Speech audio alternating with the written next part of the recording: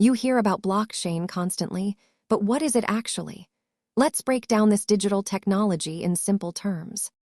At its core, a blockchain is just a shared database that records information in a way that is very difficult to change. Unlike a traditional bank ledger kept in one place, blockchain copies exist on thousands of computers simultaneously. These three traits make blockchain unique. It removes the middleman, creates a permanent history, and ensures everyone sees the same truth. While traditional databases are efficient for private companies, blockchains provide trust in systems where parties don't know each other.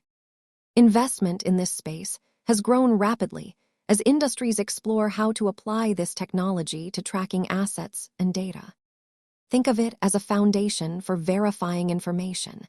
It is not just for digital currency, but for any system requiring proof. Blockchain remains a developing field. Keep learning, stay curious, and remember this is for educational purposes only. See you next time.